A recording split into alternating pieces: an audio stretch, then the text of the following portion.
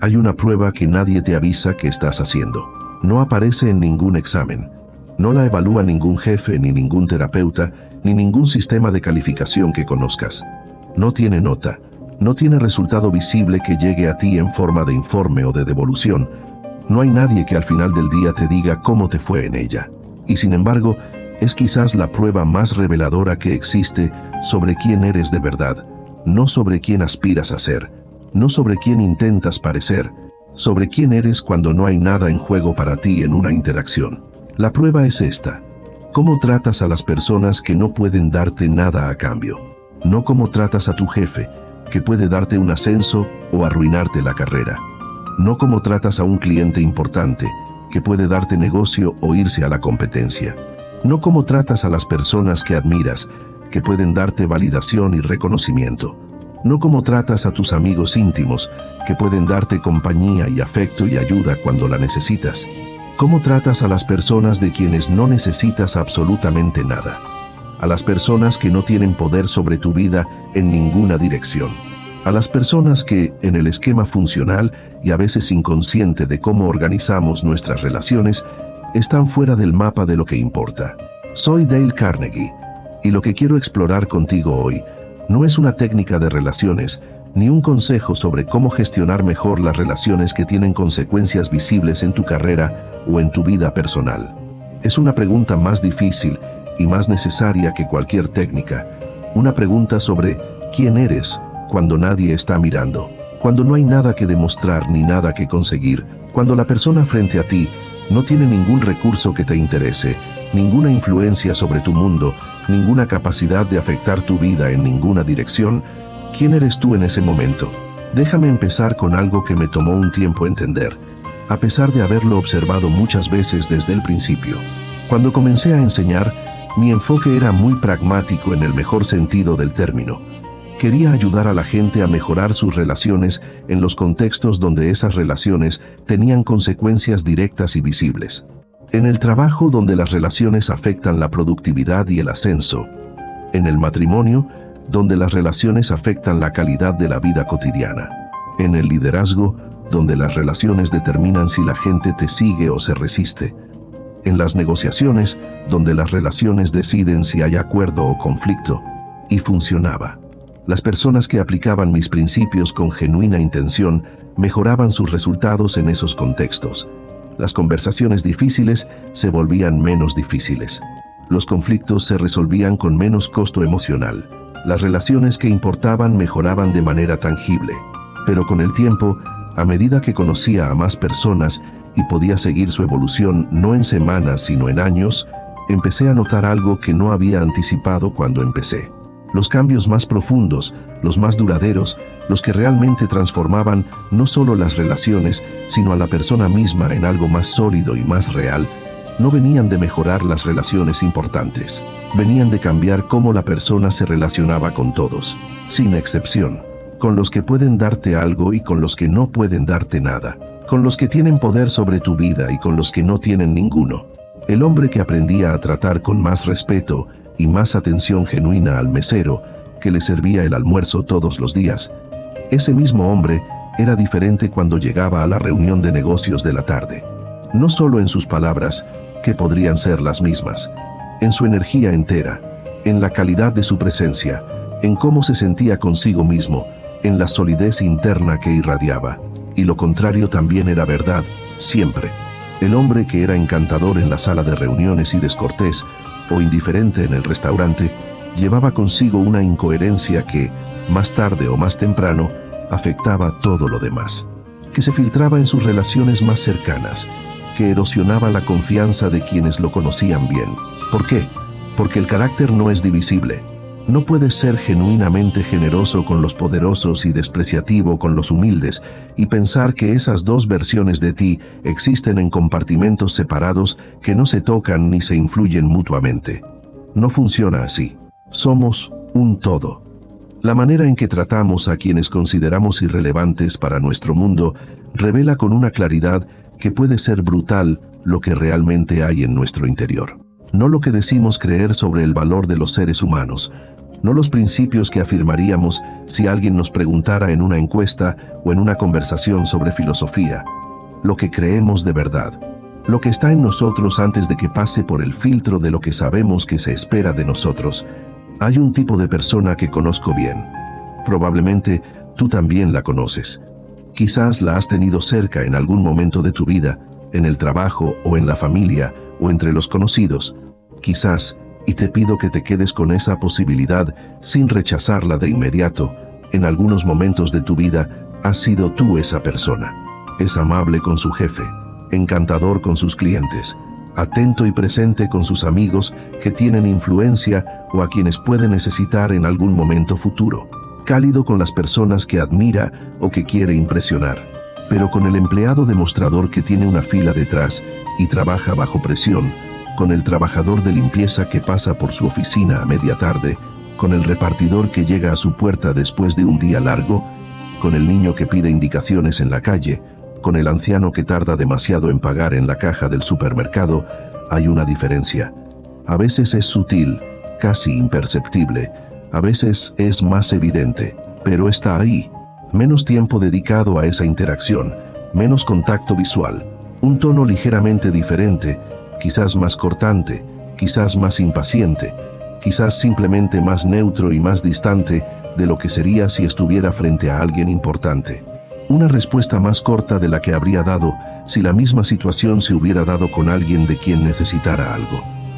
Una impaciencia que se cuela por las grietas de la amabilidad aprendida.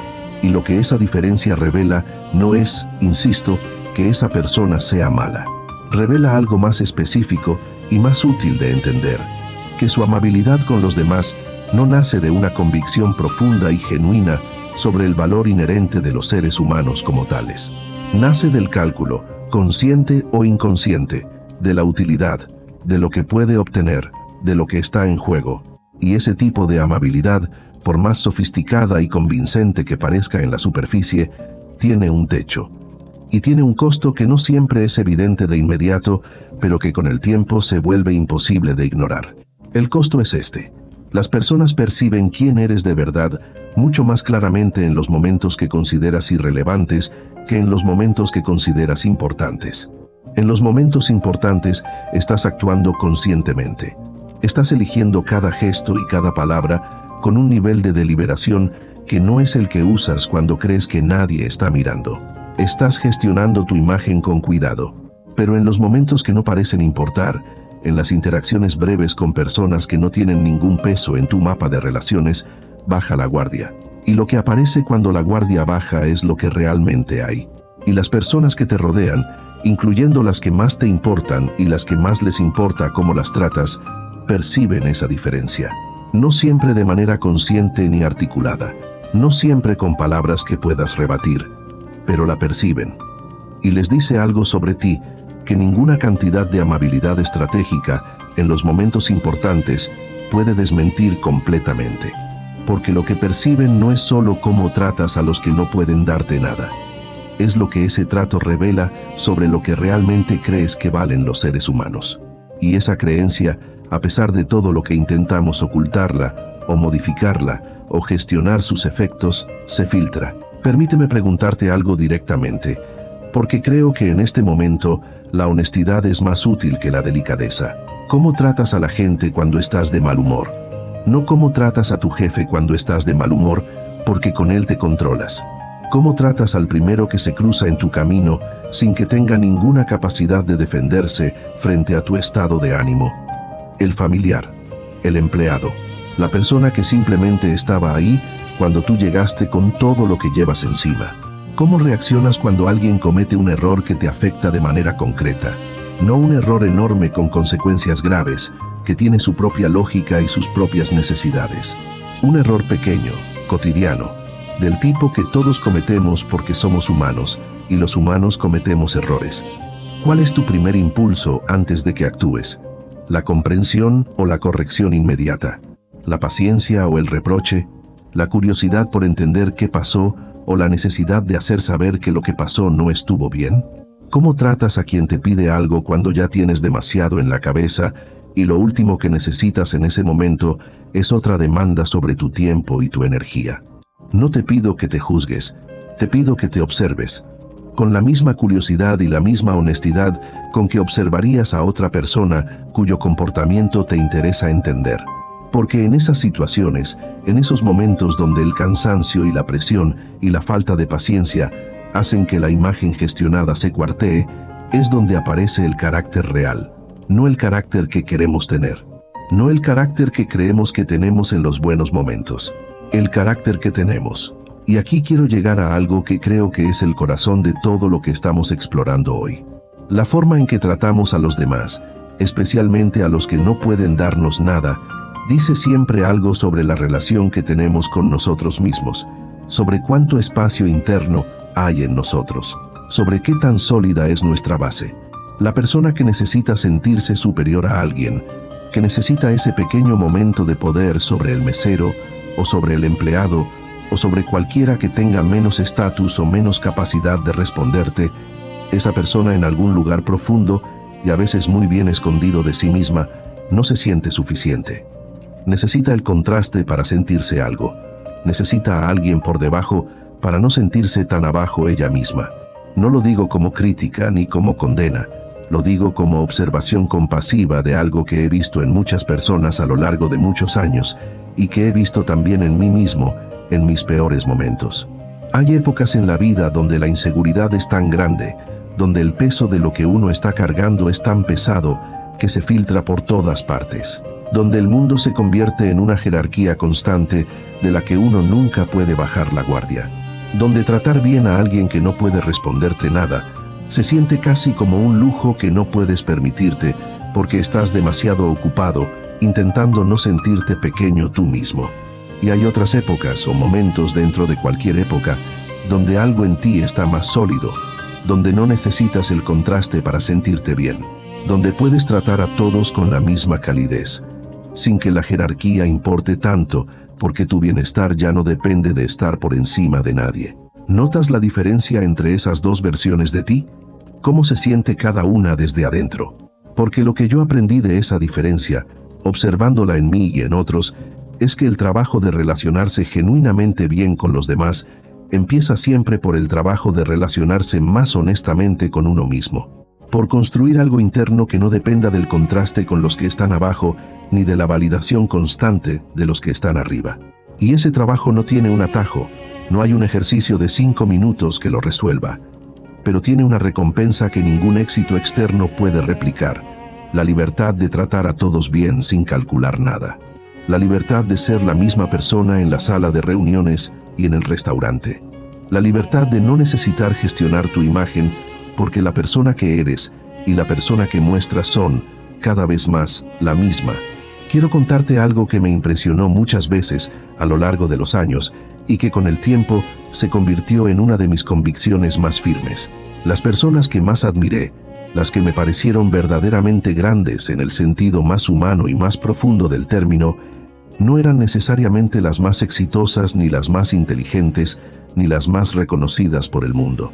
Eran las que trataban igual al presidente de una empresa y al hombre que barría el suelo de esa empresa, no con la misma formalidad que sería artificial e incómodo para todos, sino con el mismo respeto fundamental, con la misma calidad de atención, con la misma disposición a detenerse un momento, a mirar a los ojos, a tratar a la persona como lo que es, un ser humano que merece ser visto. Y lo que distinguía a esas personas no era que hubieran aprendido a actuar así en algún curso de relaciones humanas. Era que genuinamente lo creían, que para ellas no había una jerarquía de valor entre los seres humanos basada en el cargo o la riqueza o la utilidad. Que el valor era inherente, presente en cada persona, por el simple hecho de ser persona, independientemente de lo que hacían, de lo que tenían, de cuánto podían darte. Esa convicción no se sostiene indefinidamente si no es genuina.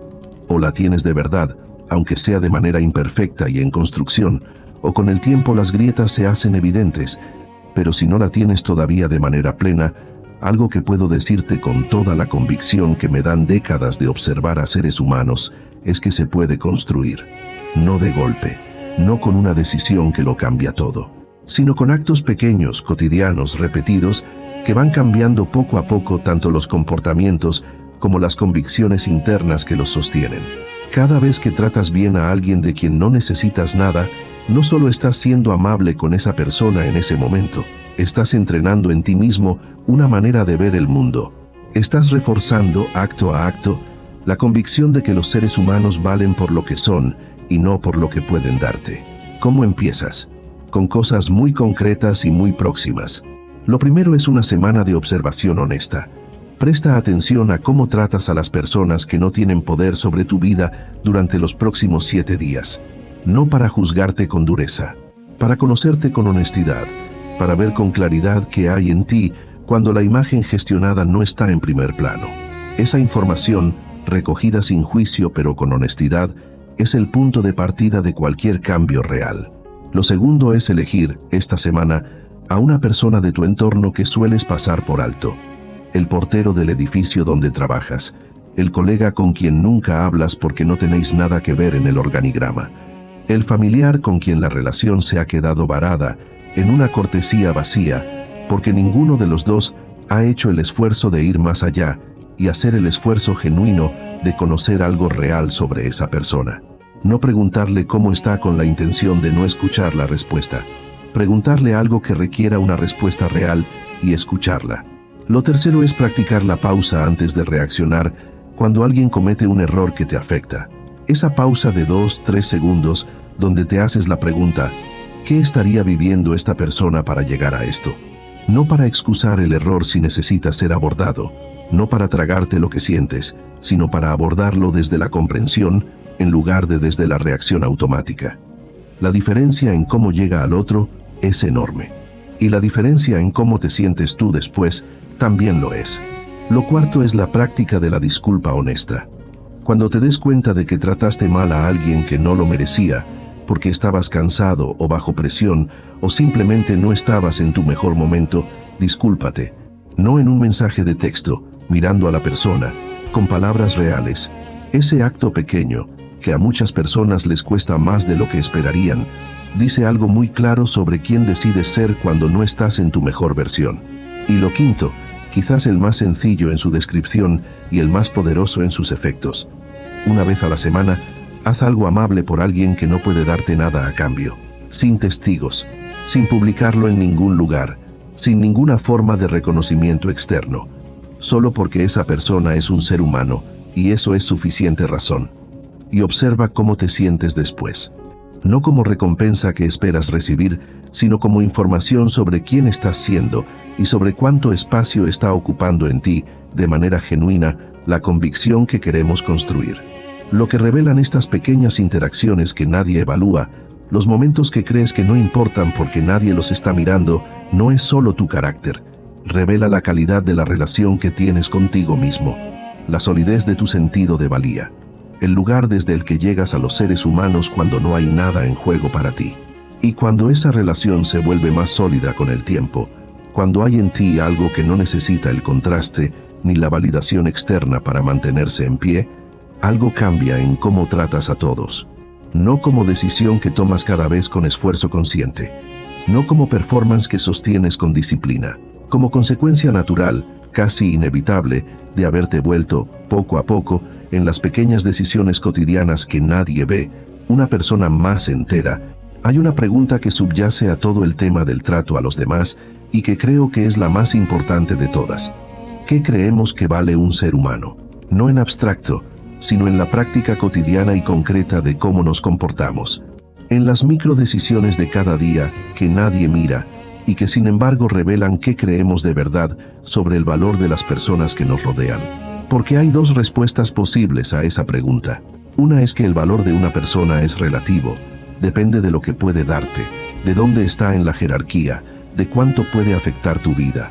En esa visión, tratar mejor a las personas con más valor relativo para ti es simplemente gestionar los recursos con inteligencia. La otra es que el valor de una persona es inherente, que está ahí antes de cualquier consideración de utilidad. Que el ser humano que duerme bajo un puente tiene el mismo valor fundamental que el que dirige una empresa. No el mismo poder, no las mismas oportunidades, el mismo valor como persona. Estas dos visiones producen maneras de estar en el mundo completamente diferentes. Y la que tienes tú, la que yo tengo, no siempre es la que decimos tener. La mayoría de nosotros vivimos con una mezcla de las dos. Decimos que creemos en el valor inherente de todos los seres humanos, y lo creemos genuinamente, en algún nivel. Pero en la práctica cotidiana, cuando el cansancio y la presión operan sin que los vigilemos, tendemos a tratar a las personas en función de su valor relativo para nosotros. Reconocer esa brecha, sin dramatismo ni culpa excesiva, es el primer paso para reducirla. En las relaciones de larga data, en el matrimonio, en la familia, en las amistades de años, hay una tendencia natural a relajar el trato con el tiempo, a tomarse libertades que no te tomarías con alguien que acabas de conocer. Y hasta cierto punto, eso es sano. La intimidad real incluye la posibilidad de ser menos perfecto, más tú mismo con todo lo que eso implica. Pero hay una diferencia importante entre la relajación saludable de la intimidad y el descuido que daña. El descuido que daña es cuando el familiar empieza a recibir un trato peor que el desconocido, cuando el cónyuge escucha menos atención que el cliente, cuando las personas más cercanas, las que más te importan y a las que más les importas, son paradójicamente las que reciben la versión más cansada e impaciente de ti. He visto ese patrón muchas veces, y lo que siempre me parece es un malentendido sobre qué significa la intimidad. La intimidad no significa que las personas que te conocen de verdad merecen menos cuidado. Significa que puedes darles un cuidado más real, más genuino. Las personas más cercanas a ti merecen no tu mejor actuación, sino tu mejor atención, tu presencia más real, tu disposición a seguir viéndolas como seres humanos complejos que siguen cambiando aunque los conozcas de hace años. La forma en que tratas a las personas que no pueden darte nada tiene consecuencias que van más allá de tu carácter y de tus relaciones personales. Tiene consecuencias en el tipo de mundo que construimos entre todos. Una de las formas en que la desigualdad se reproduce no es solo a través de las estructuras económicas o políticas, aunque esas son fundamentales. Es también a través de los millones de interacciones cotidianas en que las personas con más poder tratan a las personas con menos poder, como si valieran menos, como si su tiempo y su dignidad importaran menos. Y el trato cotidiano que las personas con poder dan a las personas sin poder tiene consecuencias reales en cómo estas últimas se sienten, en cómo se comportan, en qué creen que es posible para ellas. Y tiene también consecuencias en la persona que se convierte quien da ese trato con el tiempo. Cada vez que alguien trata con dignidad real a alguien que no puede devolverle nada, está haciendo algo pequeño que tiene, multiplicado por millones de personas y millones de interacciones, un efecto en el tipo de mundo en que vivimos. Está eligiendo, en ese momento pequeño y cotidiano, un mundo diferente al que existiría sin esa elección. No exagero cuando digo que las grandes transformaciones del mundo empiezan en esos momentos pequeños. En la decisión, renovada en cada interacción, de tratar a cada ser humano que se cruza en tu camino como alguien que merece ser visto, no porque sea útil para ti, sino porque es lo correcto.